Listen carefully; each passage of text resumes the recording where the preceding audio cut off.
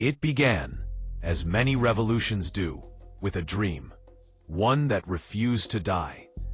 In the early 1960s, Kwame Nkrumah stood before the newly formed Organization of African Unity and declared, "Africa must unite or perish."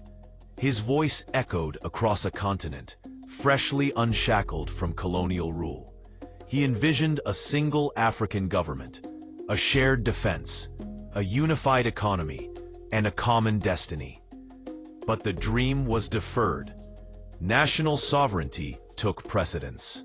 Borders drawn by colonial hands hardened into walls, and Nkrumah's vision was buried beneath decades of fragmented politics.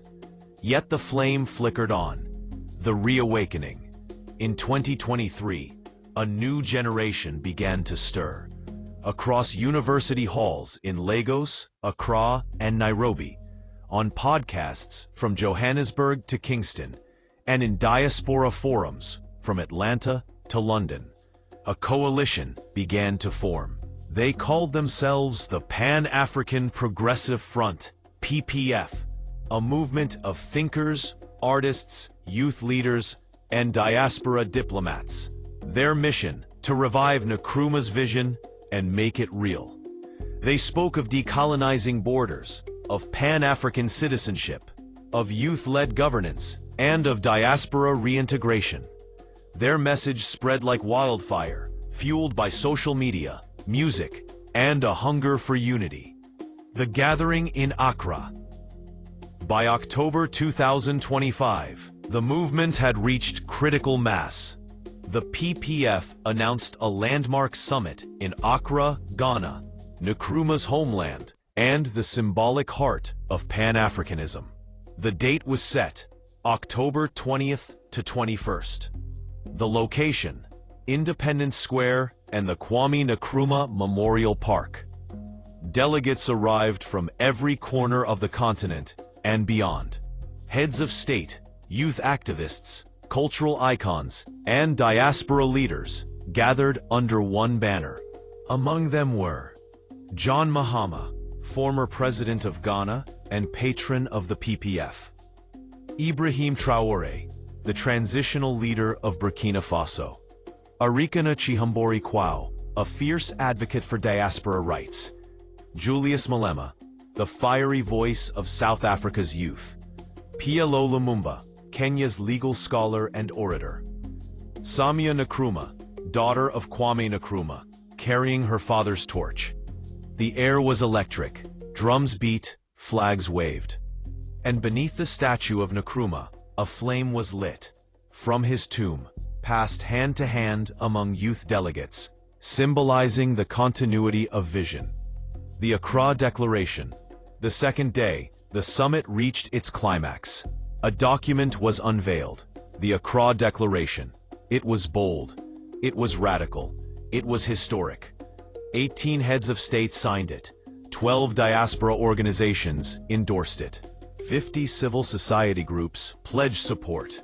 Its core proposals included abolishing colonial borders by 2035, allowing free movement and cultural reunification, creating a Pan-African parliament with legislative powers over trade, defense, and climate, launching a continental digital currency backed by African resources, establishing the African Citizenship Registry, granting automatic citizenship to descendants of enslaved Africans, forming a Pan-African Defense Alliance to protect sovereignty and peace.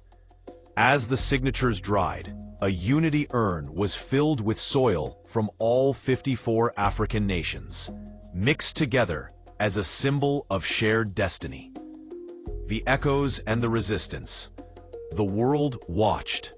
Youth movements across Africa erupted in celebration. Hashtags like #AfricaMustUnite and Accra Declaration trended globally. Diaspora communities hailed the citizenship proposal as long overdue. But not everyone was convinced. Some African governments expressed concern over sovereignty. AU officials warned of legal and logistical hurdles. Western media questioned the feasibility, the funding, and the political will.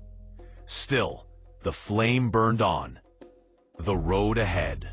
The summit concluded with the formation of a transitional council tasked with drafting a Pan-African constitution by 2027.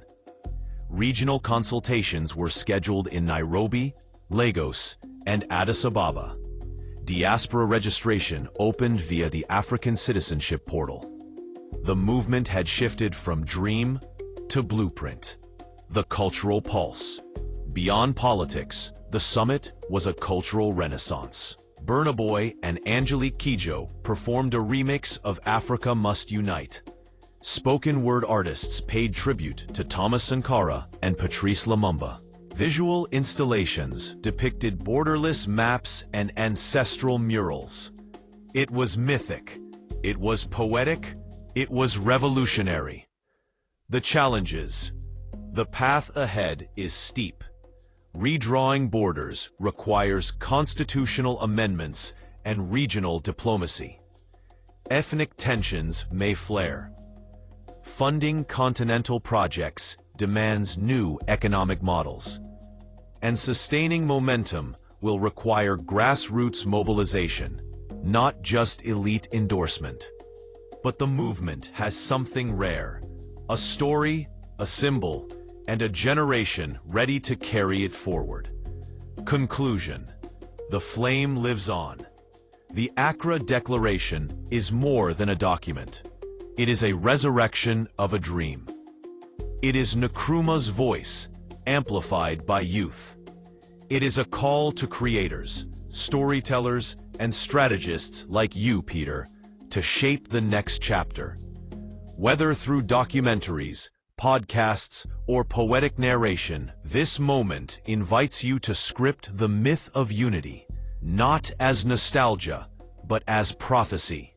The flame lives on.